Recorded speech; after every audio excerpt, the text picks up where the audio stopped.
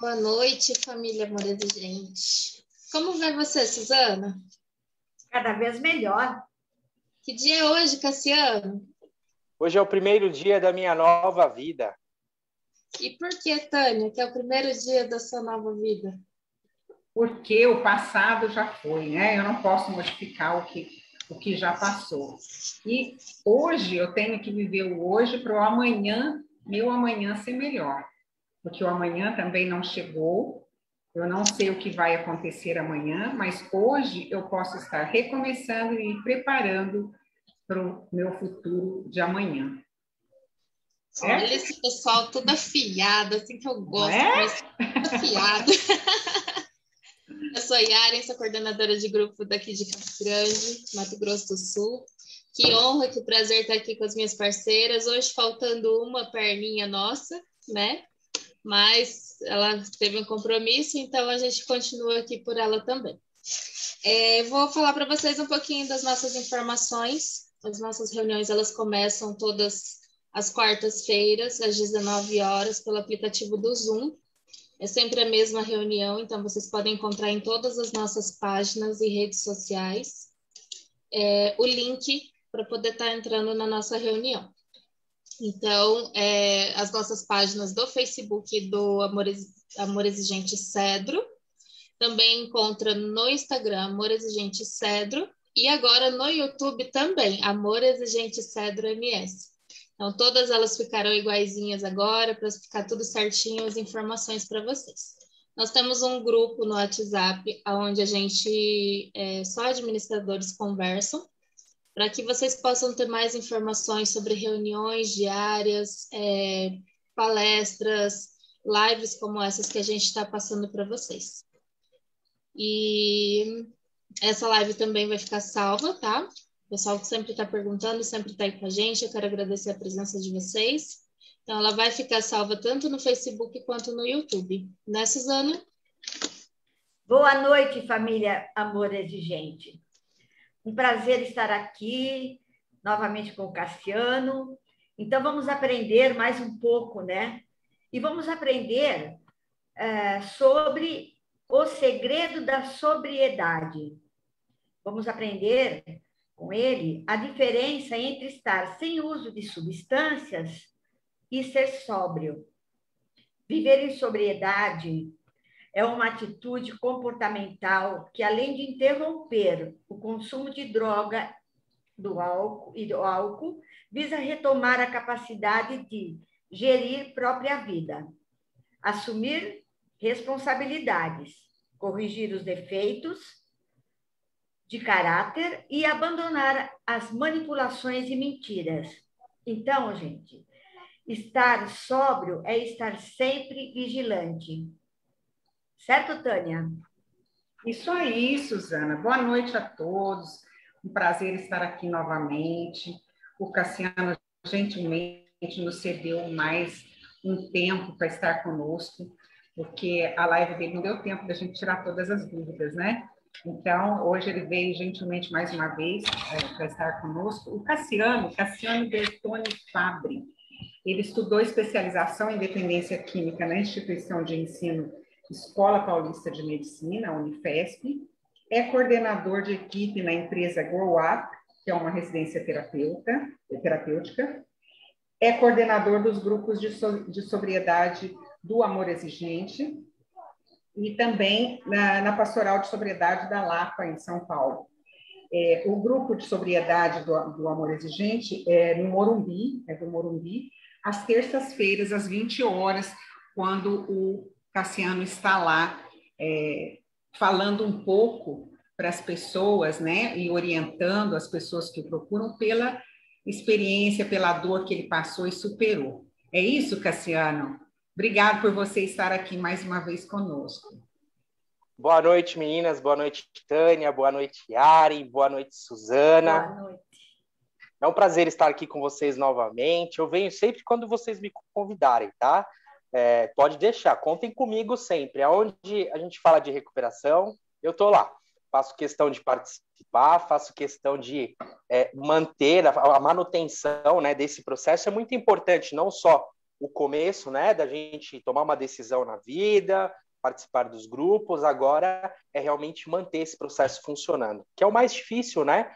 Na verdade, é essa manutenção para o dependente químico das coisas que ele se propõe a fazer na vida. O que a Tânia falou está certo, eu estudei bastante, continuo estudando, né? O conhecimento é algo que engrandece, né, a nossa profissão, e com essa experiência vivida na prática da dependência química, eu vivo em recuperação há mais de 3 anos, sou um pai de família que vive em recuperação, costumo dizer assim, e vivo uma vida plena, uma recuperação plena, fundada realmente nos princípios básicos e éticos de Amor Exigente. Entrei em recuperação dentro do grupo de sobriedade do Amor Exigente, sem internação e sem nenhuma recaída, graças a Deus, até hoje, porque realmente a dedicação é diária a esse processo. Ou seja, a manutenção da recuperação ela é todos os dias. E isso é muito importante para que a gente tenha a nossa tão esperada sobriedade. Que bom, Cassiano. E a gente vai começar. Acho que a Suzana tem alguma coisa para perguntar para você. Sim. Então, vamos começar, né? E ele já falou que a gente pode convidar ele novamente, você viu, né? Tem um tio que fala assim... Ele já deu brecha. Tem um tio que fala assim, não convida elas não, porque elas vão. Tamo junto, Cassiano, tamo junto. Ele já deu brecha, pronto. Não. Já era. Pronto. Ô, Cassiano, características de sóbrio. Quais são essas características? Olha só, quantas perguntas boas, né? Essas meninas, eu acho que elas se prepararam da melhor forma, né? Características de uma pessoa sóbria. Eu vou resumir várias características em uma característica que eu sempre falo no grupo de sobriedade do Amor Exigente Morumbi. Dentro das minhas palestras, eu trago isso também, né, para as pessoas. Eu gosto muito de falar sobre o equilíbrio. Né? O equilíbrio ele nos traz várias características dentro do equilíbrio. O que é a sobriedade? Nada mais é, para mim, Cassiano, é a ausência de substâncias que alterem o nosso humor, com algumas outras coisas. O equilíbrio está junto dessas outras coisas. E aí vem a responsabilidade, vem a nossa empatia para quando a gente está dentro do grupo. Ou seja, a gente precisa trazer o resgate dos valores, o resgate da dignidade da pessoa humana, e aí a gente entra nos nossos princípios éticos, né? Os nossos princípios éticos de amor exigente é o resgate realmente das nossas virtudes, que são muito importantes para que a gente consiga realmente poder dizer que vivemos em sobriedade. Só a abstinência de substâncias que alterem nosso humor não nos traz sobriedade, ela nos traz abstinência. E a partir do momento em que conseguimos pôr ação no nosso dia a dia, com o resgate desses valores, da nossa ética, o resgate da moral, o resgate do respeito, da autonomia, o resgate da empatia, como eu disse, já que a gente vai ter que viver a nossa vida dentro dos grupos para manter o processo de recuperação em dia, é a soma de tudo isso. E para que a gente consiga ter todas essas qualidades, a gente precisa ser um ser humano a cada dia que passa mais equilibrado. E a sobriedade é o contrário. A sobriedade é justamente o contrário da pessoa, dos alcoólatras anônimos, né, que eles trazem, né, que a gente está embriagado. Então, a sobriedade é o contrário. Estar embriagado ao pé da letra é o desequilíbrio. E a sobriedade é o equilíbrio, é a temperança. É o mais próximo que a gente pode estar naquele limiar, nem 8, nem 80. Né? Estamos em equilíbrio. Isso é muito importante. Eu adoro essa palavra, a busca eterna pelo equilíbrio em todas as áreas que a gente se propõe a atuar. Ô Cassiano, nós estamos falando aqui da sobriedade da pessoa que usa substância, né?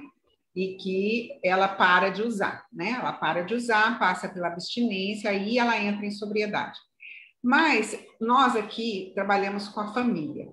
E a família não entende nada disso, né? A princípio, ela está perdida. Ela fica perdida desde que ela coloca o seu ente querido numa comunidade para um tratamento que ela acha que lá vai ser resolvido. E ela tem medo até da primeira visita, ela não sabe como se comportar, porque tudo mudou, a dinâmica toda muda e ela não sabe como se comportar até na primeira visita. E você fez um guia para a família das visitas terapêuticas, e eu queria que você falasse um pouco para a gente sobre isso. Claro, Tânia, será um prazer. Na verdade, eu frequento vários grupos de Amores Gente, como eu disse para vocês, onde a gente fala de recuperação, o Cassiano está lá. Né? Eu gosto muito de todo lugar que esteja falando sobre esse tema, sobre dependência química, e conhecendo muitas famílias, até no grupo que a gente tem, que são as Mães Leoas, algumas meninas estão aqui, eu chamo todas elas de meninas, que elas são maravilhosas, elas estão hoje aqui com presença em massa aqui no grupo, elas são nota 10.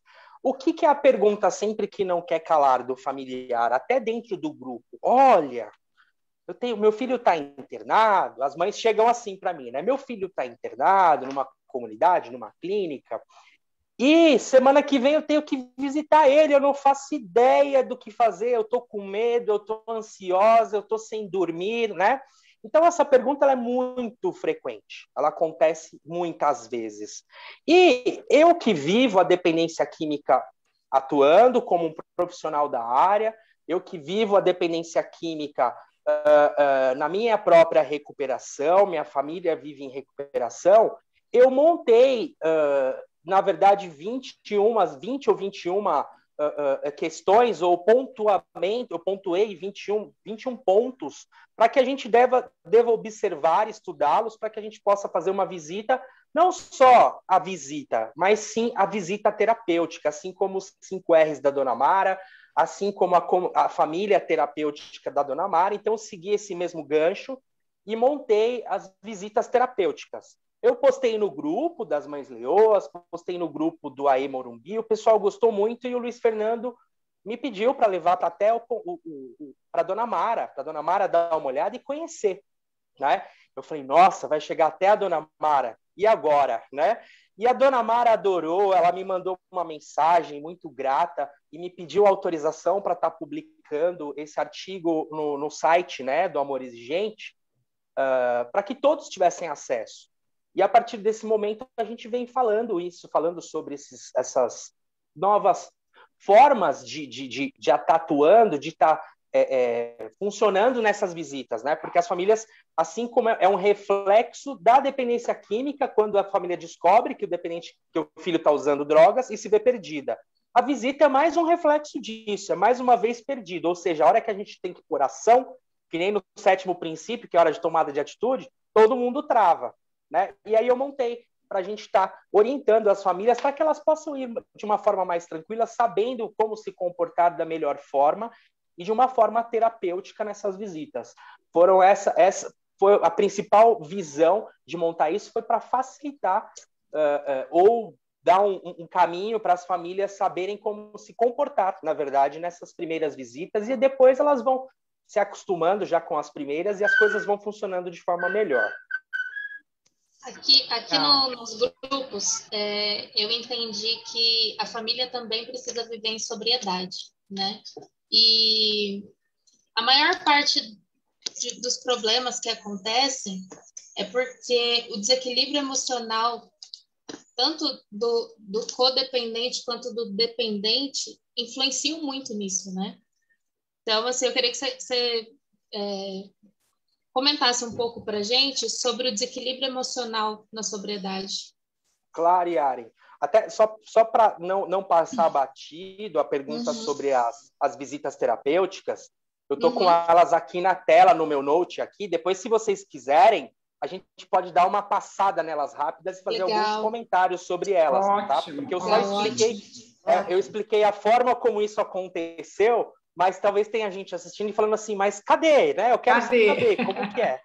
A sede de informação, no né? Site, As visitas estão disponíveis no amoresdegente.org.br/artigos. Né? Lá na home do site, você busca lá ações, dentro de ações tem artigos, é só localizar esses artigos, está lá junto com a família terapêutica da Dona Mara. O que para mim foi uma coisa de grande orgulho, né? Tá junto com as orientações da Dona Mara. Mas vamos lá para a pergunta da Yaren, que eu gosto muito, Yaren, sabe? Dentro do grupo, eu tenho uma visão muito prática, tá? Eu chamo de atividades de vida diária. Eu me apego muito nisso, porque nós, fisioterapeutas, trabalhamos muitas atividades de vida diária, né? Aqui é o caminhar de uma pessoa, de um idoso, como você pode orientá-lo para caminhar, conservando energia, tomando cuidado com uma queda para ir do quarto ao banheiro, do quarto à cozinha, toda a parte de organização da cozinha, o acesso às coisas mais fáceis, aquelas que você usa mais e usa menos. Então, assim, eu gosto de trazer a dependência química para a prática, desmistificar muitas teorias, muitas coisas, vamos falar da prática. O dependente químico, ele é uma pessoa que tem a tendência de ser abalado emocionalmente, né? Ele tem uma facilidade de ter dificuldades de lidar com as emoções. Tanto que, quando a gente vai fazer uma anamnese, num primeiro atendimento, uma anamnese profunda, assim como é o nosso primeiro princípio básico de raízes culturais, que é o princípio identificador, eu chamo ele de anamnese. Você vê, eu já trago para a prática. O primeiro princípio básico da Amoresgente é a anamnese, é identificar as raízes do problema. E quando um médico, um físico, um terapeuta vem fazer essa anamnese com o paciente, as maiores causas do uso das drogas e que vai te levar, sem você saber, a uma dependência, né? Elas estão relacionadas aos problemas emocionais, de uma forma direta ou indireta, de não saber lidar com isso. Eu vou te trazer mais um exemplo na prática do grande problema que são essa deficiência de lidar com as emoções. Os relacionamentos. O que a gente escuta muito? Né? Eu briguei com a minha mãe, eu briguei com a minha namorada, eu terminei meu relacionamento e recaí. Né? Ou seja, é a inabilidade de lidar com as emoções, de gerir tudo aquilo que está acontecendo naquele momento. Então, todas as coisas relacionadas a sentimentos e emoções, elas acabam fugindo um pouco do nosso controle, né? Porque as nossas ações causam reações, lei de Newton, ação e reação.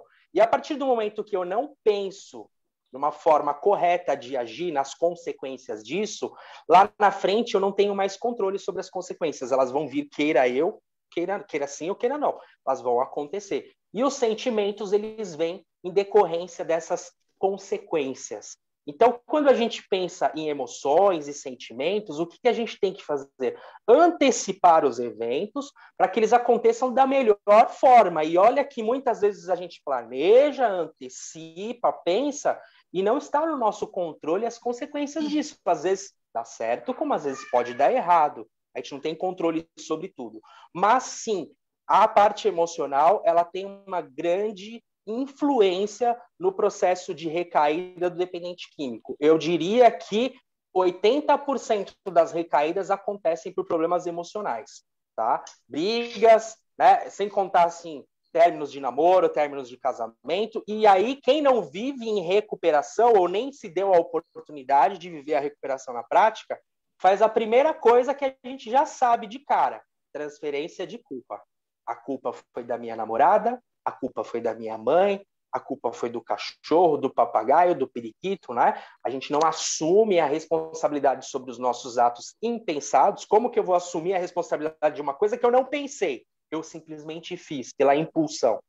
Que impulsão é quando você faz sem pensar nas consequências. A compulsão é quando você sabe das consequências, mas não consegue e faz, né? Então, é uma impulsão, o ato de fazer sem pensar nas consequências, mas como você quer que aquele indivíduo ele assuma a responsabilidade, sendo que ele nem sabe das consequências daquele ato, muitas vezes, né? Então, vamos ressaltar que isso vale para o dependente e para o codependente, né? Todas essas informações que você está passando é para a família e para o dependente. Para a gente não esquecer isso nunca, porque você está falando aí, eu estou me vendo em vários pontos da minha vida, assim, né? Que eu passei, onde eu já superei, às vezes eu falo, não, eu tô indo para aquele lugar de novo, eu não quero chegar, né? Então, vamos ressaltar que isso também vale para nós codependentes. Acho que muito mais até do que para o dependente. Sim, com certeza. E é muito importante o familiar também entender que, olha só, a visão, né? Eu falo muito com a visão do dependente químico, né? Sempre quando eu faço uma palestra, que eu vou no Amor Exigente, fazer uma palestra ou em algum grupo, eu trago muito essa visão prática do dependente químico. E é importante o familiar codependente perceber as suas recaídas de comportamento para ele conseguir ter empatia, vamos dizer assim, ou se pôr no lugar do outro que recaiu numa droga, que ele tem realmente problemas de fissura, de compulsões, de impulsões, tem um problema bioquímico instalado que ele necessita, aquilo dói, né? Tanto que as fissuras fazem as pessoas cometerem até atrocidades para poder usar drogas, né? Eles matam pela droga. Isso é a fissura que o cara está vivendo naquele momento. É o que é? É um desequilíbrio, olha aí o equilíbrio voltando, né? É um desequilíbrio bioquímico, né? Que leva a comportamentos impulsivos, compulsivos, aí entra todos eles, né? Então é bem complicado. E quando o familiar reconhece também as suas fraquezas e ele aceita isso, é quando verdadeiramente o tratamento dele começa a funcionar, porque aí ele vai atrás das coisas que ele sabe que ele está, teoricamente, precisando de ajuda, né? Precisando aprender, precisando estudar para melhorar. Então, é verdadeiramente esse o momento que a chavinha vira e a gente consegue ter também empatia pelo outro. É muito importante isso. São tantas informações, né, Cassiano? E a espiritualidade na sobriedade, qual a importância dela? Uau! Essa é uma pergunta tão profunda, né, Suzana? Essa é uma pergunta tão profunda. Hoje. Vocês estudaram para me pegar hoje aqui na frente de todo mundo. Olha, eu estou percebendo isso. Bom, vamos lá. Perdão. Eu vejo que a espiritualidade, eu brinco assim, olha só, mais uma vez eu trazendo para a prática, para o simples, né? Saco vazio não para em pé.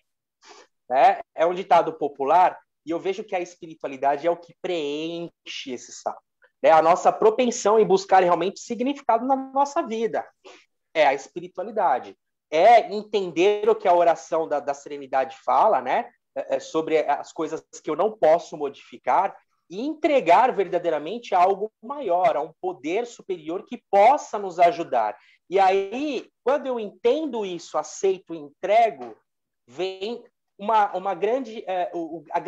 a segunda parte da parte espiritual, né? A segunda etapa, vamos dizer assim, o segundo passo, que é a fé, que é o significado de fé é força espiritual, né? Por isso se chama fé.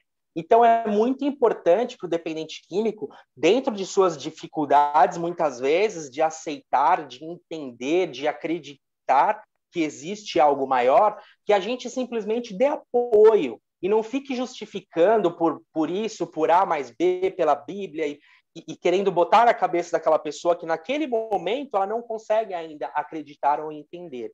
Mas é algo que ela vai ter que buscar dentro dela. É aquela centelha que nunca se apaga, mas ela pode estar pequenininha. E a partir do momento que você vai trabalhando, essa chaminha vai aumentando, ao ponto de iluminar os seus passos, de tirar daquela escuridão onde os tombos são inevitáveis, e essa luz vai aumentando, iluminando o seu caminho a partir de agora, a dificuldade ou a propensão em cair já vai diminuindo, porque já ilumina não só seus passos, mas seus caminhos, até você iluminar o salão todo e atrair realmente coisas boas e repelir coisas ruins. Porque eu acredito muito na parte espiritual, do outro lado, né? Que a gente tem espíritos obsessores que se aproveitam, que tentam colocar dificuldades, que absorvem as nossas energias, que nos sugam as nossas energias e as coisas ficam mais difíceis, né? E acredito muito que quando a gente acende essa luz, tira o abajur de debaixo da mesa e põe ele verdadeiramente em cima da mesa e ele ilumina a sala toda, que as coisas tendem a ficar mais fáceis, os caminhos as portas tendem a se abrir. Porque no meu uso e abuso de substâncias, tudo dava errado. Tudo dava errado. Né? Todas as coisas eram difíceis. E agora, vivendo em recuperação, os caminhos, as portas se abrem com maior facilidade. Isso é muito claro na minha vida. Eu sou grato todos os dias a esse poder superior maravilhoso, que quando eu verdadeiramente pedi a Deus para que eu nunca mais utilizasse drogas, e esse dia era hoje, agora, e que eu já, como dependente químico, na hora que eu falei isso, né, eu já pensei assim, agora, o que vai acontecer? E se eu usar? Eu precisava de um comprometimento maior, porque falar que eu não ia usar e me ajuda, que eu nunca mais quero usar, e daqui a pouco tá usando de novo, sem nenhuma consequência. Olha o amor exigente funcionando sem eu saber. Né? Eu fui lá e dei um checkmate para mim, eu não queria minha internação. E eu me comprometi com Deus que ou eu nunca mais uso, ou eu me interno se eu usar. Peço forças para o Senhor para não usar, e peço forças que, se eu recair, que eu chame minha mãe e minha esposa, e que eu peça a minha internação no mesmo dia para elas. E esse comprometimento, ele é para o resto da minha vida, ele é vitalício. Se amanhã bater na mesa aqui, né? Eu usar, eu vou pedir minha internação. Eu vou pedir minha internação porque é um comprometimento que eu tenho com o meu poder superior, que eu, durante 24 anos no uso e abuso de drogas, eu não tinha. Eu evitava falar com Deus, eu evitava me comprometer com Deus, porque eu sabia que ele estava vendo de lá de cima as coisas, as insanidades que eu estava cometendo. Então eu vejo que hoje, a partir desse momento que as coisas começaram a dar certo, e já no primeiro dia eu continuei minhas orações, segundo dia eu vou levantar, eu vou dormir, vou fazer minhas orações. Nos momentos de dificuldade, eu cansei de parar o carro na rua, debaixo de sol aqui em São Paulo, trabalhando, fechar os vidros do carro, meu carro não tem ar-condicionado, fechava o vidro e fazia a oração ao meu Pai Nosso, minha Ave Maria, a oração da serenidade, para me ajudar naquele momento que meus pensamentos estavam tentando desviar o meu caminho. E isso eu faço até hoje. Graças a Deus, com o passar dos anos de recuperação, esses pensamentos insanos, eles tendem a diminuir, mas não vão cessar. Uma hora ou outra você se pega em algum pensamento ruim. Né? Essa noite, por exemplo, eu vou aqui fazer uma partilha, aproveitar aqui, vou ser breve. Essa noite eu tive um sonho com drogas. Faziam 2 anos e meio, quase 3 anos, estou há 3 anos e 2 meses em recuperação. Eu sonhei acho que 1 ou 2 vezes com drogas. Eu não sei por que nessa noite passada eu tive um sonho com drogas. Ou seja, se eu não estou pronto para lidar e gerir essas emoções, se eu não estou equilibrado, pode ser que hoje seria um dia propenso a uma recaída. Né? Mas eu acordei, eu juro para vocês, eu acordei hoje e falei assim, ufa, ainda bem que era um sonho, porque eu tinha colocado tudo a perder. Meu pensamento, quando eu acordei, era assim, eu falei, Cassiano, o que aconteceu, cara? Né? E aí, quando eu vi todo mundo dormindo, minha esposa, a neném dormindo, eu falei, cara, tá tudo bem, foi um sonho, né? E foi um conforto para mim poder entender que aquilo foi só um sonho, mas eu fiquei o dia inteiro pensando o porquê desse sonho. Né? Eu não penso em drogas, não penso naquilo que eu sonhei, né? Não vivo mais isso, mas olha só como os pensamentos e sonhos podem vir e balançar as estruturas, dependendo do seu equilíbrio, do estado. Né? A sobriedade é um estado que você vive, né? Ou de equilíbrio ou de desequilíbrio, por isso que é sóbrio quando está equilibrado e a outra opção quando está desequilibrado. Não tem jeito. Ou é um ou é outro. Não tem meio termo. Não tem mais ou menos sóbrio. Porque tem que vencer as tentações, né? Porque é o que você falou, são as tentações. Daí para vencer as tentações, o que é?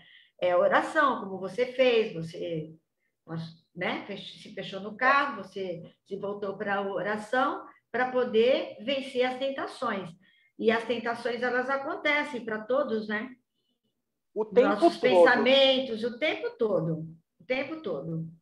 Até porque... Desculpa, Não, eu te tudo cortar. bem. Desculpa, é que sumiu aqui a tela para mim, aqui, porque a minha internet está oscilando. É o tempo todo. Por que isso acontece? Porque nós que vivemos em sobriedade e em recuperação estamos em tratamento. Né? Não tem cura. Ou seja, eu vivo em tratamento. A minha recuperação é igual a tratamento. Eu sou um dependente químico em tratamento. Né? Essa é a diferença de quem está na ativa e quem não está. Ou seja, é o estado que a pessoa se encontra. Adicção, para mim também, gera uma discussão enorme. Quando a gente vai falar de adicção, para mim é um estado. Né? Hoje eu não sou escravo de mais nada, mas eu fui um adicto, um escravo da droga, com toda certeza. Eu tenho certeza disso. Hoje eu não vivo mais a minha adicção ativa. Ela está guardadinha lá, esperando o momento que baixar a guarda para ela voltar. Isso eu tenho certeza, né? E o que a gente falou agora sobre essa doença, o que acontece? A gente tira um doente da sociedade que está adoecida e leva ele para o tratamento, coloca ele na clínica. Ótimo, 12 passos, recuperação, espiritualidade, oração, laboterapia, e por aí vai. Psicólogo, psiquiatra, terapeuta, TO. Existe um leque enorme de opções de tratamento. Esse cara entra em tratamento. Aí o que a gente faz? A gente traz uma pessoa em tratamento e devolve para um mundo adoecido. Agora ele vai ter que saber lidar com as ferramentas que ele aprendeu na internação, por exemplo, a viver de uma forma sóbria dentro desse mundo que continua adoecido. O mundo não vai se transformar por causa do Cassiano. Coitado do Cassiano, vamos mudar tudo para que esse menino viva bem. Não vai acontecer. O mundo continua adoecido, os bares continuam abertos, as biqueiras continuam vendendo drogas a todo vapor, e agora vai do Cassiano ou ele entrar na linha ou voltar a fazer aquilo que ele fez novamente e ter que passar por todo esse processo novamente, né, até entender. Então, é dessa forma que eu vejo. Eu vejo a espiritualidade também, tipo, esse trabalho que a gente topou fazer juntas, né? De estar aqui toda semana, propondo um tema novo, um convidado novo, né? Eu vejo a espiritualidade muito como gratidão por cada momento que a gente vive aqui, né? Porque eu acho que não só a gente aprende com o convidado, mas às vezes o convidado aprende com a gente aprende muito mais também com as pessoas que partilham com a gente nos comentários. Porque depois a gente, às vezes na hora da live não dá tempo da gente ver todo mundo, da gente ler todo mundo, né? Mas com carinho, depois cada uma de nós vai lá, lê alguma coisinha, tenta responder todo mundo, tenta estar junto ali, né? E quando os nossos convidados também trazem essa bagagem junto de pessoas, eles chegam lá e vão comentando, dá uma gratidão assim enorme de trabalho bem feito, de concluído, né? E às vezes a gente passa a semana comentando sobre a live, né? E você, Cassiano, traz pra gente pessoas assim que partilham maravilhosamente bem ali, eles falam também, acompanhando a gente e tal, e eu fico tão feliz, tão alegre, e colocar isso como uma espiritualidade do que a gente faz, eu acho que é muito válido, né? De mostrar o quanto a gente tem gratidão em aprender com cada um que está ali, comentando, falando, chamando outra pessoa para conhecer também. Às vezes a pessoa não se interessou no assunto passado, mas nesse assunto é totalmente para ela, né? Eu acho isso muito, muito legal a gente tá comentando, porque, nossa, eu chego a ficar arrepiada. Sabe, Yari? Tânia, desculpa, eu tenho que falar aqui para vocês, né? A Tânia, a Su e a Yari.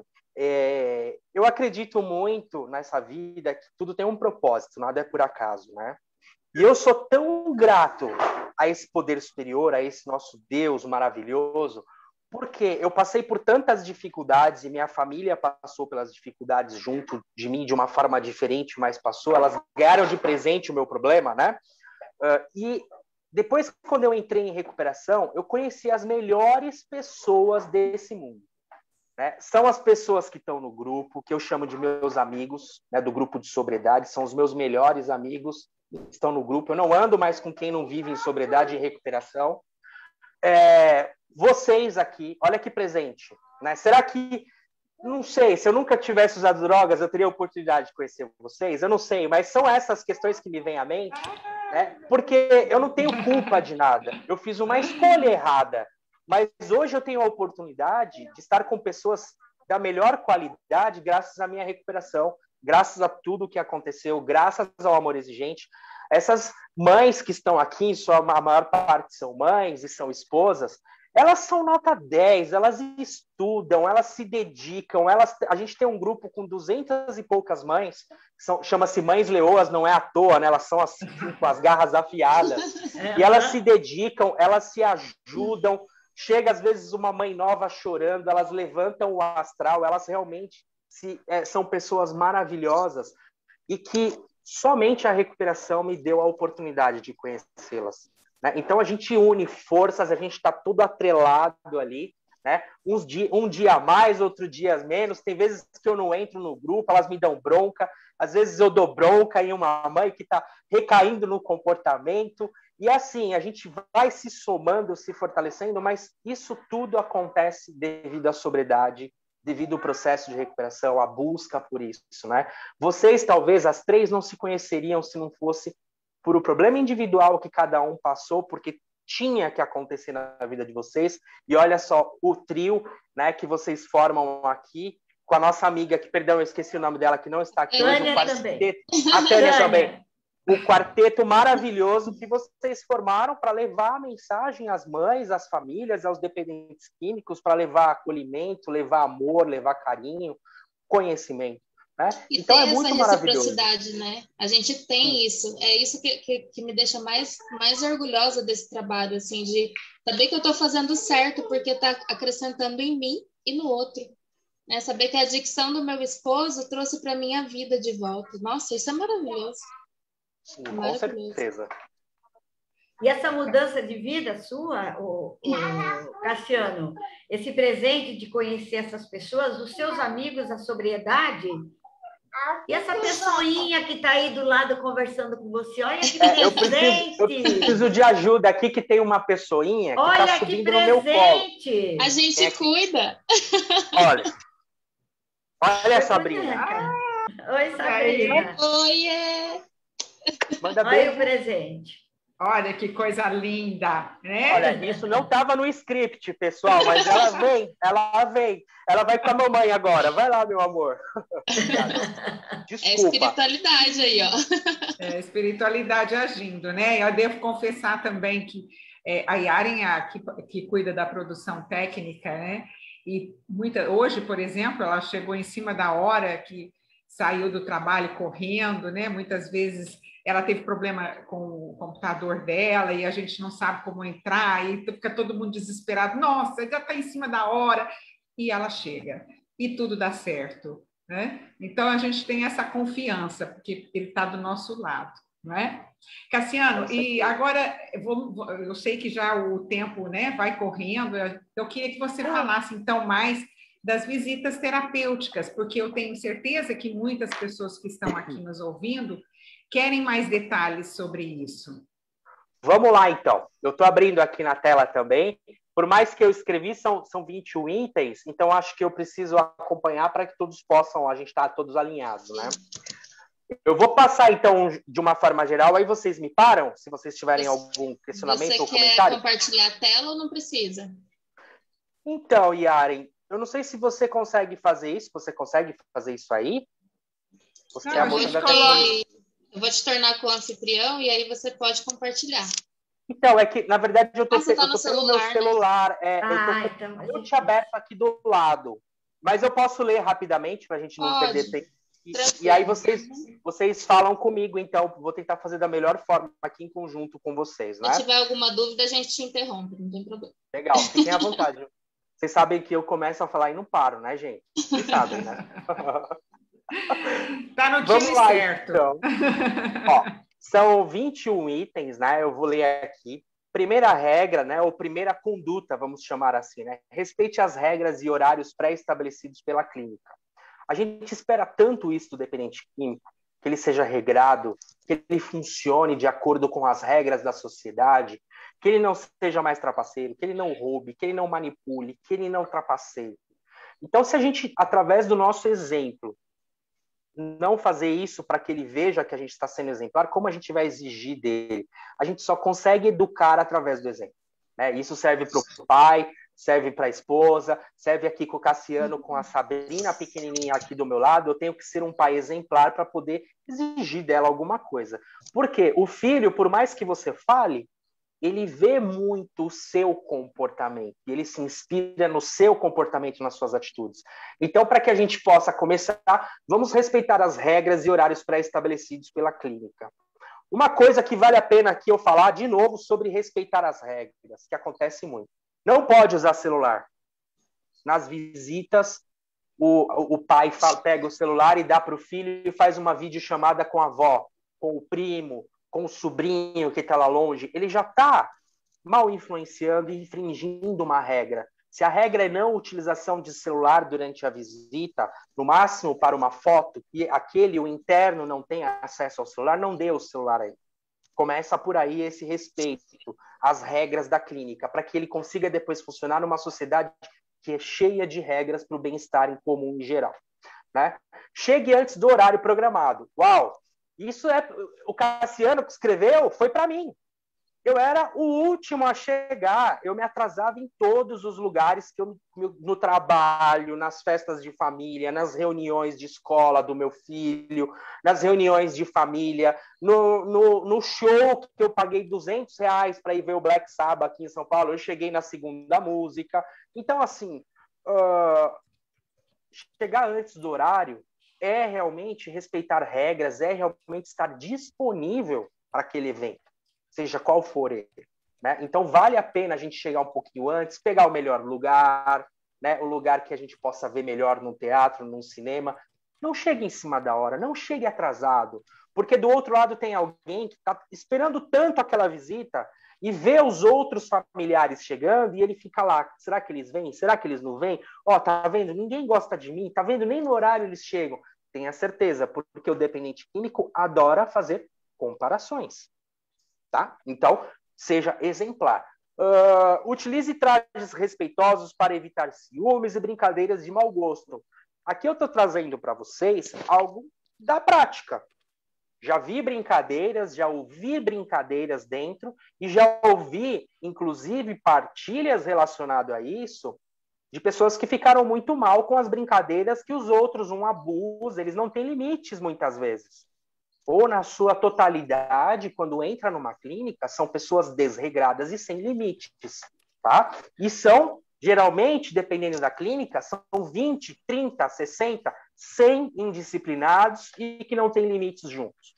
O que as esposas, principalmente, as mães, vamos com trajes respeitosos para evitar esse tipo de constrangimento, porque gera briga, gera confusão, gera desavenças, gera um monte de coisas ruins que a gente pode evitar, tá? A gente pode nem pensar nisso, mas acontece muito dentro das clínicas.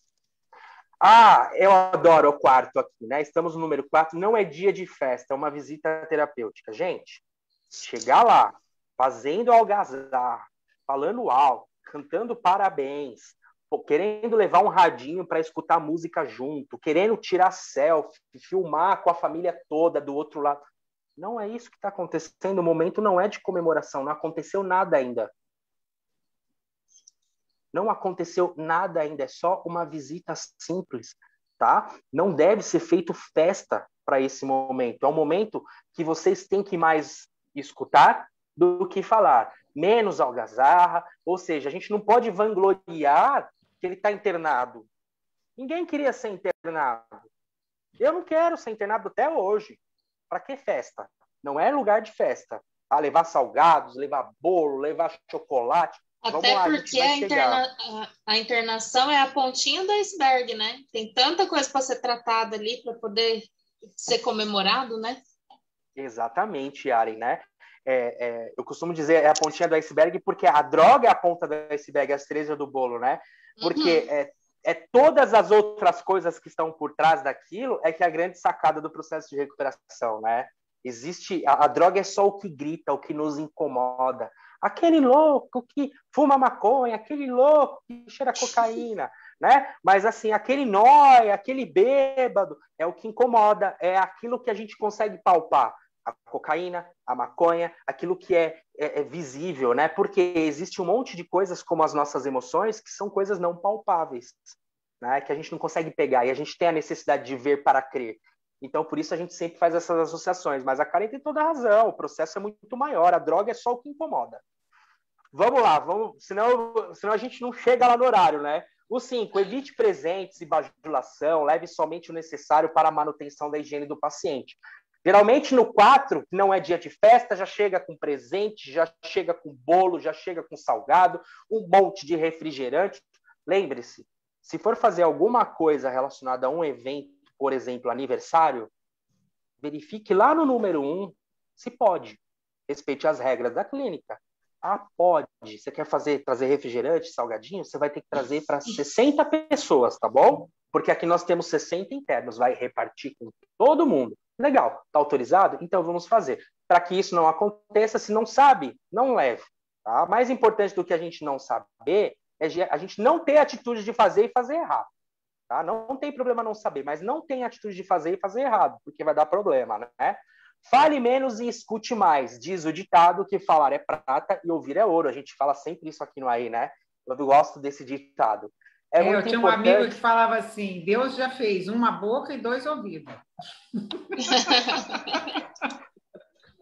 Exatamente. O Cassiano está aprendendo isso no AE, viu?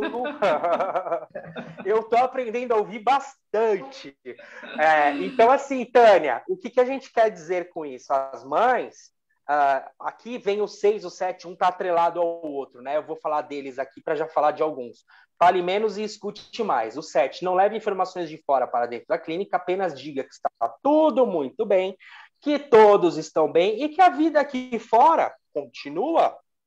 O dependente químico, ele se acha, ele se vangloria, ele não aceita ainda tudo aquilo que aconteceu de ruim na vida dele. Tá? E quando você leva informações para ele, você está dando cartas para ele jogar esse baralho com você. Não leve essas informações. Ele é manipulador, esqueceu? Ele ainda está buscando recuperação, ele ainda não readquiriu valores, não readquiriu ética, ele não tem ainda conceitos que ele se perdeu durante o uso de drogas, deixou se perder durante o uso. Isso vai voltar. Né? Aqui em casa, Cassiano, na segunda internação do meu esposo, né? Tinha 2 meses que ele estava internado e ele o tempo todo nas ligações falava para mim que ele já estava pronto para sair, né? E aí dia eu cheguei na minha casa e a minha casa tinha sido assaltada. Eu falei, meu Deus, como que eu vou enfrentar tudo isso? Tá, eu peguei e liguei pro psicólogo dele. Falei assim, não, eu preciso dele aqui, eu vou contar para ele, eu vou não sei o quê. Ele falou assim, tá, mas ele vai voltar e vai pra Bequeira, vai te ajudar no quê? Eu falei, meu Deus. Fui pra visita no domingo, cheguei lá, fiquei quietinha, como se nada tivesse acontecido. Quando ele saiu, ele viu a nossa casa com concertina, cerca elétrica, ele assustou, ele falou, nossa, aconteceu aqui? Eu falei, nada, tá tudo bem. Entrou dentro de casa, tinha feito um painel nosso de um adesivo, porque os caras pichou minha parede, picharam o sofá e acabaram com a minha casa, né? Aí ele foi olhando, o que aconteceu aqui em casa? Por que tá tudo tão diferente? Mas eu não falei, né? Depois de anos que eu fui falar, ó, aquela época aconteceu que, né? Mas porque o psicólogo dele foi muito direto e reto comigo. E eu assustei, eu falei, meu Deus, é isso que eu vou levar para casa? Eu não quero, deixa ele lá. E nisso foram mais outras internações, mas isso... essa parte eu superei. Que bom, Yari. E hoje vocês vivem momentos ímpares na vida de vocês, né? Parabéns pela conquista de vocês aí, que eu vi na internet. Você viu? Então, de parabéns. Nossa, eu fiquei super feliz, né? É o que a gente busca, né? As coisas deram tanto trabalho para vocês e hoje vocês colhem frutos de uma recuperação de ambos. E isso é sensacional. Enche nossos olhos de alegria. Isso mesmo. Eu não ia expor aqui, mas parabéns pelo apartamento de vocês. Tudo de bom, que seja um lugar de luz, de muitas conquistas, de muito amor, né? Que possam vir depois as crianças, encher essa casa de alegria. Amém, Vamos lá, então. O que a Yaren falou é verdade. Por exemplo, a Yaren leva a informação de que a casa foi assaltada lá para ele vai falar, não, porque eu preciso ir para casa, que eu sei como resolver isso, eu vou atrás e que não sei o quê. Aí a Yaren fala, não, você não pode, você tem que ficar aqui, que é o nosso número 8 aqui, evite brigas e lavar roupa suja, não é o momento. O que vai acontecer quando ela levar a informação e falar não? Ele vai brigar com ela, porque ele está cheio de convicção que ele consegue descobrir quem roubou a casa deles. E você não aceita que eu ajude, você me deixa preso, pronto. Virou uma bagunça, virou gente xingando daqui a pouco, né? A Yaren saindo chorando da visita, com medo de ir na próxima. Olha só a transformação que uma coisa errada pode proporcionar numa visita, né? Aí, em hipótese alguma, negocie. Eu adoro isso aqui. Eu adoro. A Yaren falou, né, da data de saída, né, do que ele queria sair, né, sempre queria falar, em hipótese alguma, o dependente químico, ele não está preparado, ele não estudou dependência química, ele não estudou medicina para ser psiquiatra, ele não fez psicologia, ele não tem conhecimento nenhum para dizer quando ele tem que sair, quanto tempo ele vai ficar. Como assim, gente? É de se assustar, concordam? Se a gente for pensar, olha, são coisas simples que a gente às vezes não para pensar. Como eu posso negociar que você só vai ficar 3 meses, Yaren? Tânia, o seu tratamento, olha, só 6 meses, só 4 meses e meio, tá bom? Aí você fala, Cassiano, eu só aceito 3 meses e 12 dias. Tá bom, então, eu vou 3 meses e 12. Como assim? A gente tem uma equipe lá que a gente tem que respeitar, que estudou, são profissionais da área, que se dedicam à dependência química, que têm experiências vividas na prática lá de recuperação, que vão avaliar e dizer quando esse ser humano pode sair de lá. Porque vai depender dele, não vai depender do que ele quer, vai depender do comportamento dele. E a sobriedade, né? Tem uma pergunta muito boa, que é quando saber se está em sobriedade ou não? Observe os comportamentos dele. Vocês têm uma base de cultura, de educação, de estudo, que lhe dão a capacidade de olhar para uma pessoa e falar, esse vive em sobriedade, esse não vive em sobriedade. São as coisas simples do dia a dia, através dos pequenos comportamentos, através da educação, através da cooperação, através da responsabilidade, da pontualidade, do equilíbrio financeiro, né, da responsabilidade de pagar as contas em dia, né, de não estourar o cartão de crédito, de não estourar limites, de viver pedindo dinheiro para pagar isso e aquilo, viver pedindo carona para os amigos porque não conseguiu até hoje, com a idade, ter o veículo próprio, adquirir algum bem, né? Então, assim, é muito importante que a gente tenha essas observações. Olha só, o que eu falei são coisas que todos nós sabemos, mas a doença da dependência química e da codependência toma conta que a gente fica cego, a gente não percebe essas coisas, né? 10. Evite assuntos relacionados ao uso de drogas. Esse também não é o momento. Somente escute se o paciente falar. Se ele falar sobre drogas, você continua escutando. Não traga você, ai, meu filho, por que você usou? Tá vendo, meu filho? Onde você tá? Olha, são comentários desnecessários. Não é o momento. Eu gosto de desmistificar e quebrar tabus. Aqui em casa a gente fala de droga. Eu falo com o Fabrício, que tem 13 anos, abertamente. Hoje eu falo com a minha mãe, que eu sempre fugia da minha mãe quando o assunto era as drogas. Hoje, graças a Deus, a gente fala abertamente porque tem que quebrar esse tabu, né? Todos têm que saber o que as drogas causam, que elas adoecem as pessoas. Ponto, acabou. É uma questão de escolha. Quem quer e quem não quer ficar doente, né? A droga vai te deixar doente. Ponto. Não é que droga é ruim, que é feio, que faz mal. Não, é doença. Vai te deixar doente. Escolha. Ninguém quer ficar doente. Então, é muito importante que a gente acerte o momento adequado de falar isso, porque a gente precisa criar vínculo de novo, né? Existe um abismo entre o pai e o filho, entre a mãe e o filho, porque quando a mãe falava de droga, ela só falava, você está usando droga, pelo amor de Deus, que vergonha. E o cara fugia, ia para a rua usar mais. Abriu-se uma lacuna enorme. Hoje, o que a gente quer? Aproximar até chegar ao ponto que, se esse for o assunto da conversa, não vai ter problema falar. Mas não coloque os pés pelas mãos, porque vai dar errado. Então, não é o momento de ficar falando de droga. Evite perdão. Tudo é o momento, né? Tudo é o momento, né, Cassiano? Exatamente. E eu queria comentar aqui alguma coisa, bem rapidinho, que você falou sobre o tempo de ficar na clínica, né? Quem vai decidir isso são os profissionais e depende muito do comportamento dele, do envolvimento dele no tratamento, porque tem aqui uma senhora, Maria Nazaré, que está já preocupada também. Meu filho teve várias internações e agora está de novo, ele precisa ficar 6 meses. Quer dizer, o tempo, isso aí não é contado em meses, em dias, né? Depende muito de cada um, né? Tanto vi você que não precisou estar numa clínica para entrar num tratamento. Então, depende muito, é uma coisa individual, não é? As mães ficam muito ansiosas a respeito disso, então eu acho que você já respondeu a pergunta dela, era só isso, um comentário. Obrigado, Tânia, é isso mesmo que você falou, né? É o que a gente falou sobre a sobriedade, você observa, né? Voltou para casa depois da internação, o que você tem que fazer, já que você vive em recuperação? Vai ficar vigiando? você parte do princípio que ele já tem que ter tomadas de atitude referente à prática do processo de recuperação em casa. O que você vai fazer? Apenas pontuar. Você não vai fazer da sua vida, quando ele voltar da clínica, um inferno de novo. Ficar pegando no pé, para onde vai, com quem vai, já faz um contrato, eu chamo de acordo de convivência, porque o que é falado não sai caro, né? O que é combinado não sai caro, né? É mais um ditado, né? Já é combinado não sai caro, já tá sabendo? Você não precisa ficar buzinando na orelha do cara toda hora. Dá uma cópia para ele, você fica com uma cópia, pisou na bola, tem consequências. Simples assim, como é tudo na vida. Tem um contrato de um carro que eu comprei, tá lá dizendo que se eu não pagar 3 prestações, eles pegam o meu carro. Eu já vou ficar ligando lá para falar, olha, eu atrasei a terceira, mas por favor, eu vou pagar no mês. Não vou, eu vou perder o carro, acabou. Então as coisas têm que ser mais simplificadas. Eu sei que na prática é difícil, não é fácil.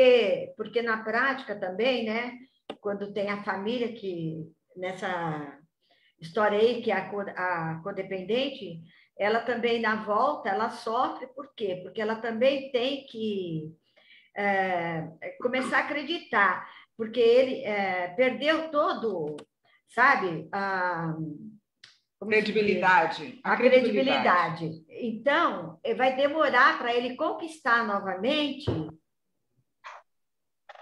essa credibilidade, não é? Então também tem esse... E aí isso... É muito difícil.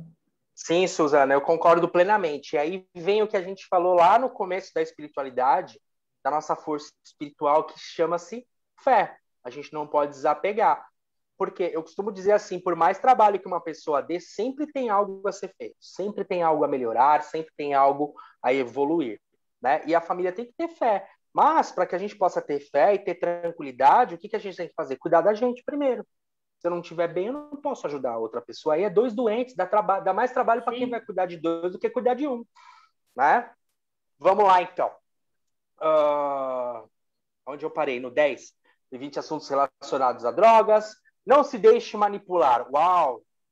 É o dia da manipulação, é o dia da barganha, é o dia da troca, é o dia de que eu já estou bom, é o dia que eu vou mudar, que eu vou para o grupo, eu vou para a igreja, eu vou trabalhar, eu vou pagar as contas. Não, não é esse dia. A gente vai ver se esse dia vai chegar. Nesse dia ainda da visita terapêutica, não é esse dia. Então, não se deixe manipular. Se não sabe, não responda. Se for para responder agora, você fala, a resposta é não. Você vai esperar eu pensar? Daqui 1 mês eu volto. Aí eu penso nisso. Mas para mim responder de imediato é não. Então, assim, seja bem assertivo, ponto. Né? Não se deixe cair. Muitas vezes o dependente ele já está pronto para todas essas questões que ele vai trazer para você. Ele já teve bastante tempo para pensar lá. Lá ele não tem que trabalhar, lá ele não paga conta, lá ele não tem filho para cuidar, não tem que lavar roupa, lavar louça, depende, tem a laboterapia. Mas ele tem tempo para essas coisas, então ele não vai discutir com alguma coisa de quem já se preparou para isso, você vai perder. Então, se for para responder agora, é não, tá bom? E segue a conversa.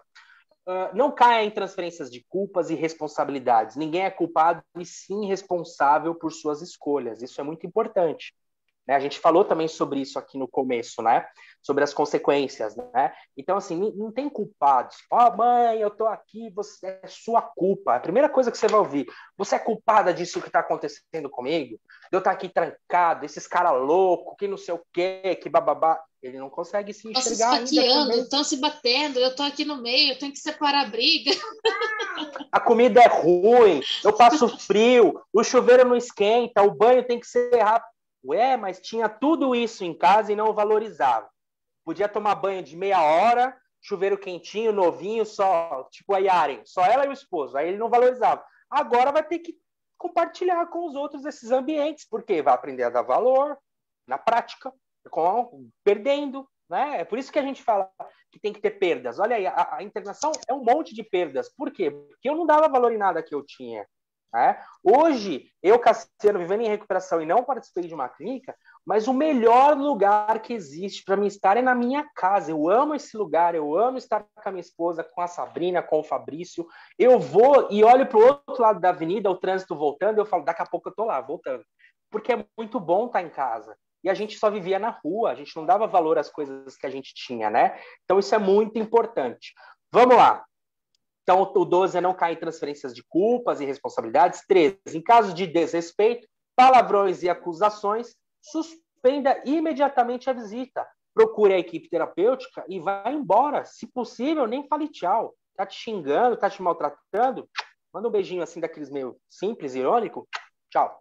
Levanta e vai embora. Você não tem que nem não merece. Porque esse comportamento é o comportamento que ele já tinha em casa. É o comportamento desrespeitoso, né? Sem carinho, sem amor, né? Falando gírias, falando palavrões. Uma coisa que eu não coloquei aqui é que ela não faz parte, mas eu lembrei. O processo de recuperação tem que abortar, acabar com gíria, palavrão. É muito feio.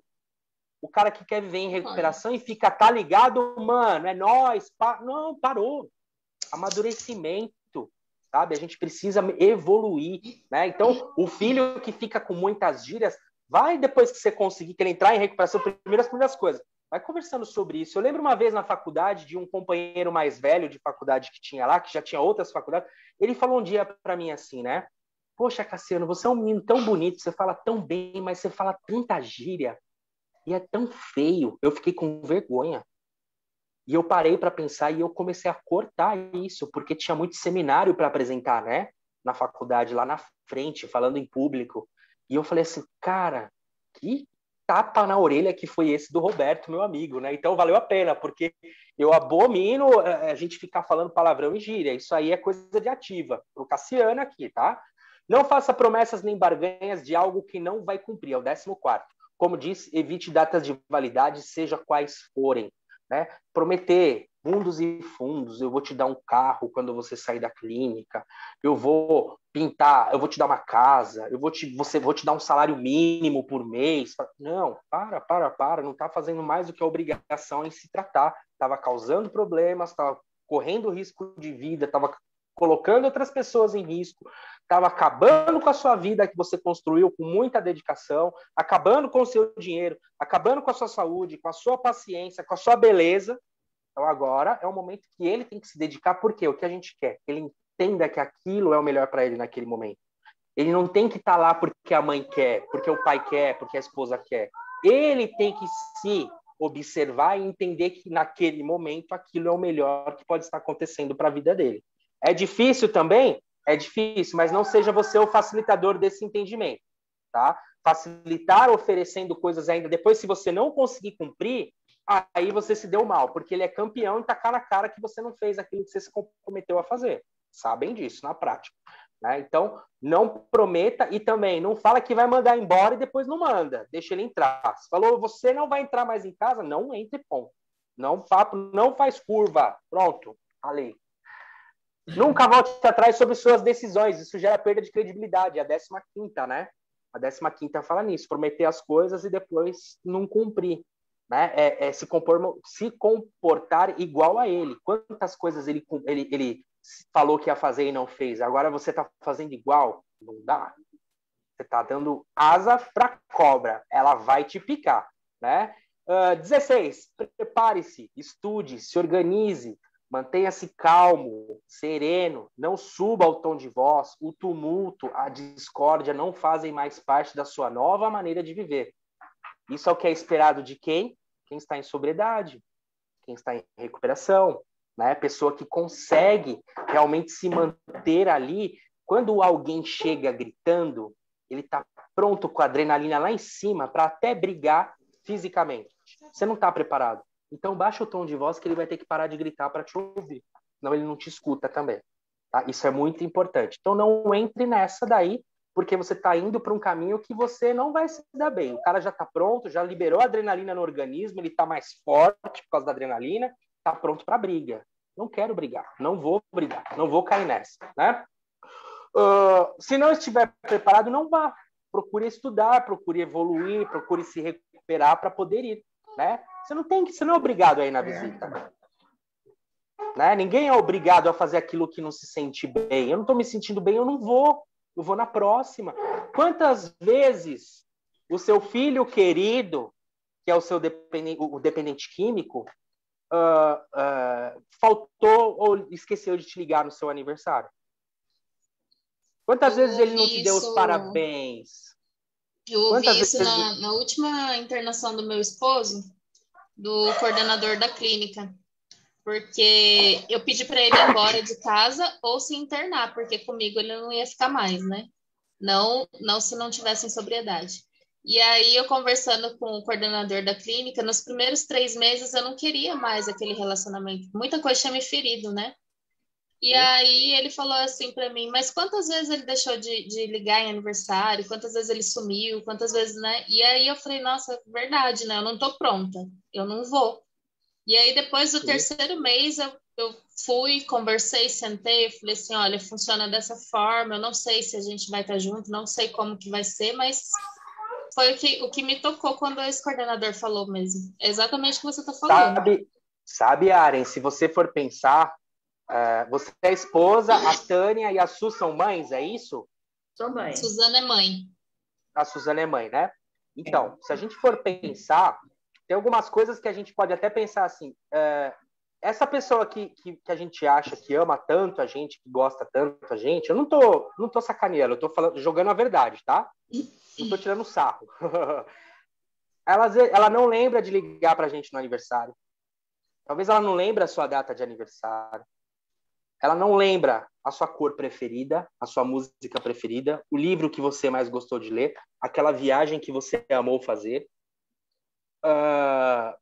Sabe? Porque a droga, ela é o maior ladrão que existe na nossa sociedade, porque ela te rouba tudo, ela toma tudo que você tem. Tudo. Se a gente pensar que a droga tira até a nossa vontade de se relacionar com as nossas esposas, né? Ela supera esse Deus maravilhoso que existe e a gente não quer ver. Então a gente perde família, a gente perde dignidade, perde respeito, perde o amor, perde a nossa moradia, perde tudo que a gente tem. Então é muito para a gente pensar nesse momento quem é aquela pessoa e o que está acontecendo e por que a gente está agindo dessa maneira, né? Então, assim, nunca volte atrás sobre as suas decisões. Isso vai gerar uma perda de credibilidade por alguém que não tem credibilidade nesse momento. Ele não tem credibilidade nesse momento porque ele perdeu, mas ele vai voltar a ter. A gente espera e tem fé que isso vai acontecer. Então se dedique, porque esse é o momento que você precisa ser dura, que você precisa exigir, que você precisa trazer de volta aquele cara que se perdeu.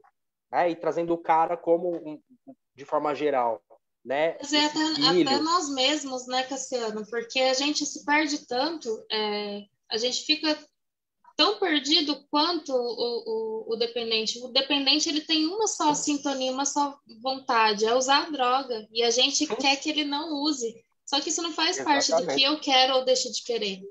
Né? Então, eu acho isso muito válido a gente lembrar também, porque na codependência não é o que eu quero, é o que eu posso para mim, que eu consigo para mim, né? Exatamente, Aren.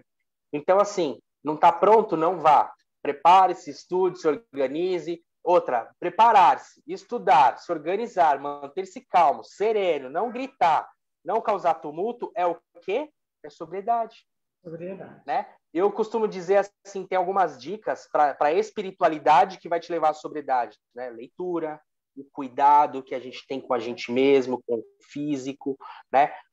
A natureza, são todos esses lugares onde você se encontra espiritualmente. Então, assim, trabalhe essas coisas. As orações são muito importantes, né? Tudo isso para trabalhar a nossa espiritualidade, para se fortalecer, para deixar esse saco firme e forte em pé e não deixar o saco vazio cair. Né? 17. O 17 é o que eu falei, já vou repetir, se não estiver preparado, não precisa ir, não é obrigado. Não vai lá ficar ouvindo esculacho, não vai lá ficar ouvindo besteira e fazendo coisas erradas, prometendo mundos e fundos, fazendo tudo o que a gente falou aqui. Se você for despreparado, você vai fazer tudo ao contrário do que a gente está falando aqui. 18, não tenha medo, tenha fé, utilize dessas ferramentas acima e seja você. Esquece um pouco a dependência química, o que é bom, o que é ruim, o que é certo, o que é errado. Vai com isso na cabeça. Raízes culturais, resgate lá os seus conselhos da sua mãe, dos seus avós, dos seus tios, né? Aquelas coisas boas que são das nossas raízes, né? Traga aqueles conselhos, aquelas práticas de bons comportamentos, elas valem até hoje. Não se perderam. A gente que deixou isso indo embora, porque agora a gente fica muito no celular e muito na TV, né? Mas, assim, vale a pena a gente resgatar tudo isso.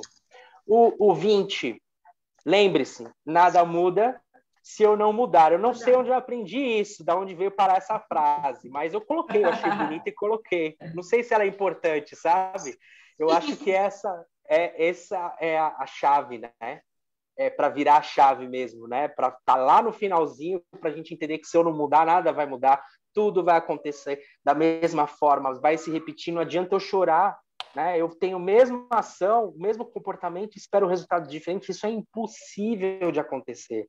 E aí, para a gente terminar, a FEAE, Federação de Amorizentes, deseja a todos uma visita terapêutica, né? Deseja a todos uma ótima visita terapêutica para que as coisas boas possam voltar a acontecer na sua família, né? Esse são as nossas pontuações sobre os comportamentos que devem ser trabalhados dentro dessas visitas aí. Façam uma boa visita terapêutica a partir de agora.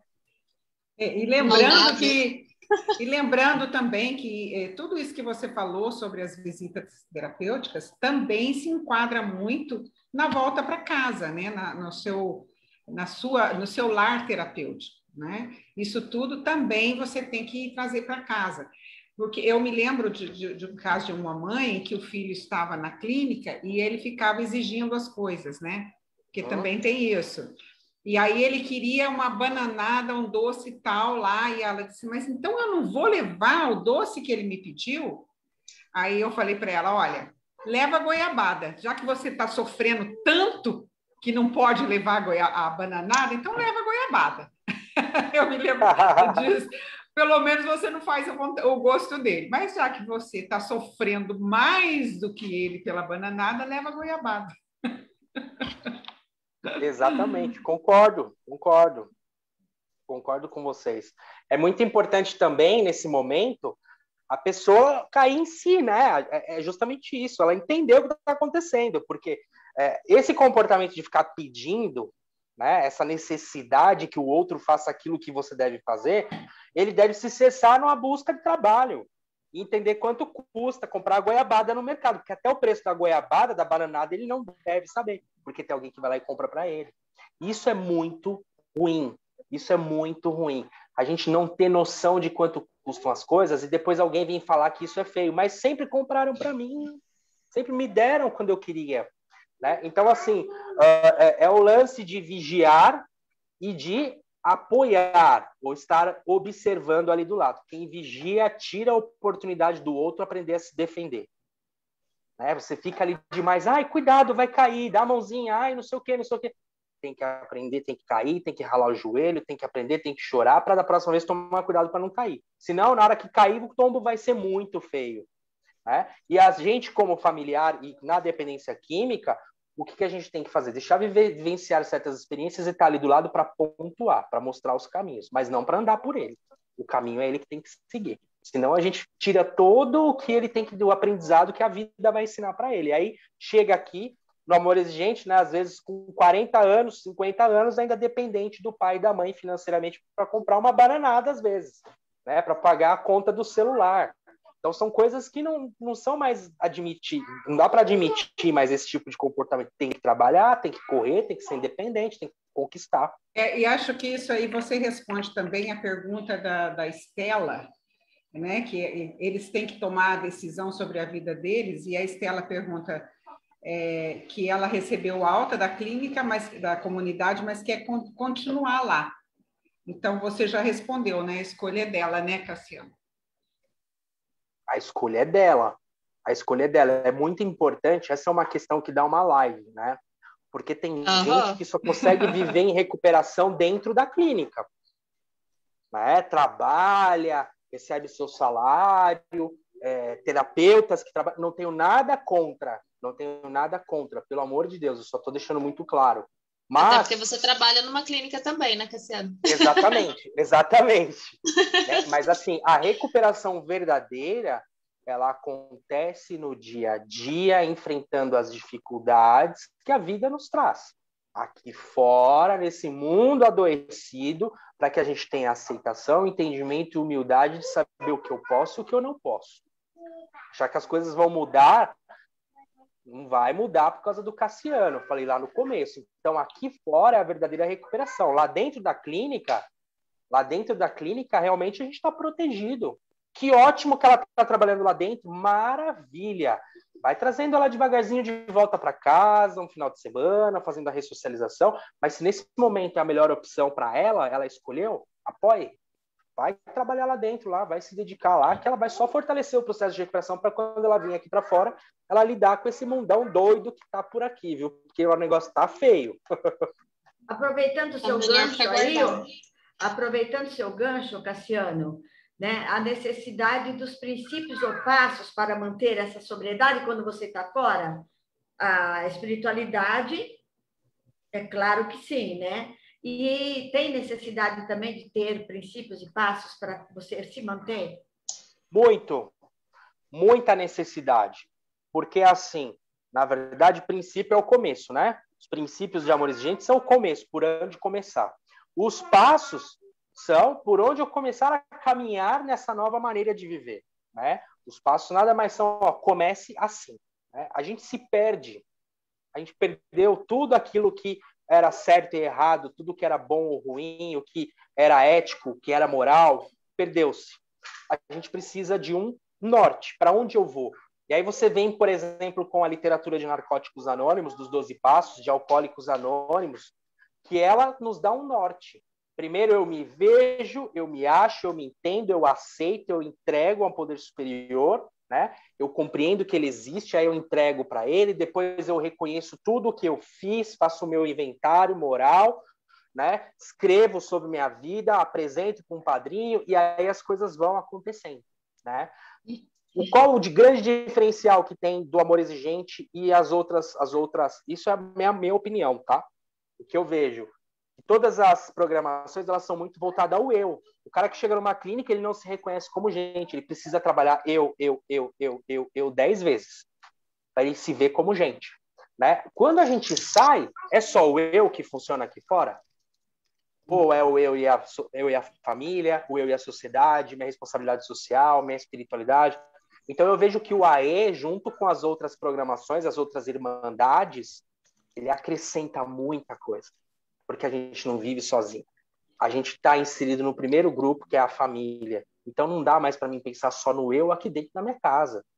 Não dá para mim expulsar a Sabrina aqui da sala para ela que ela é uma criança que está aqui brincando. Então eu preciso da minha esposa, eu preciso da compreensão da minha esposa, que ela tire a criança e leve para lá, né? Eu preciso entender que minha esposa também dá as aulas dela e eu preciso cuidar da Sabrina para que ela possa dar as aulas dela. Então, assim, as coisas um depende do outro, não é mais só o eu.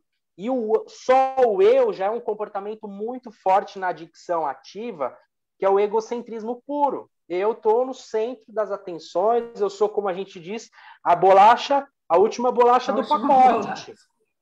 Né? Então, assim, gente, quando entra o amor exigente quebra tudo isso. Eu não sou mais só eu. Agora tem eu e minha esposa. E entender o segundo princípio básico, que os pais também são gente.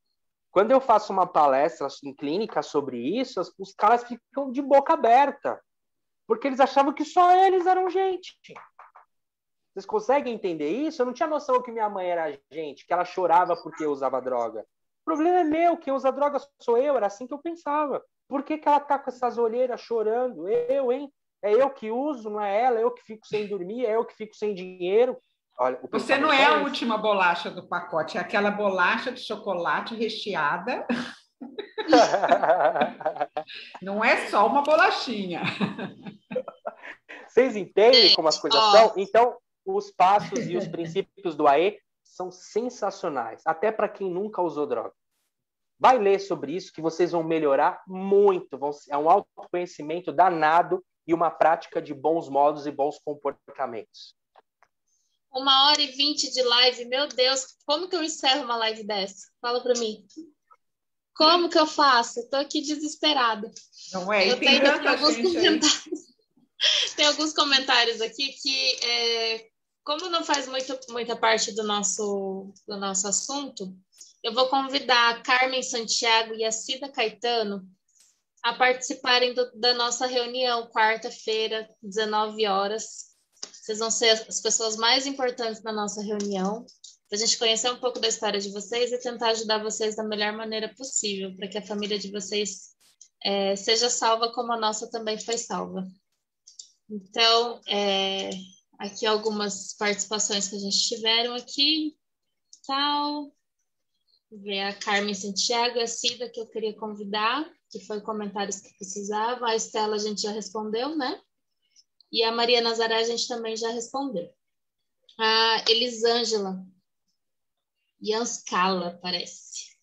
Também queria te chamar para vir no nosso grupo, na quarta-feira, às 19 horas, horário daqui de Campo Grande, Mato Grosso do Sul. Eu sei que a maioria de vocês é de fora, então a gente tem 1 horinha a menos aí de São Paulo. Então, eu convido vocês a estarem no horário certinho lá com a gente, que nossa reunião começa certinho às 19 horas e termina às 21 horas, para ninguém ficar passando do horário que é o sugerido no Amor Exigente também, o compromisso, né? Então, é isso, gente. Eu vou ter que encerrar, porque eu não gosto.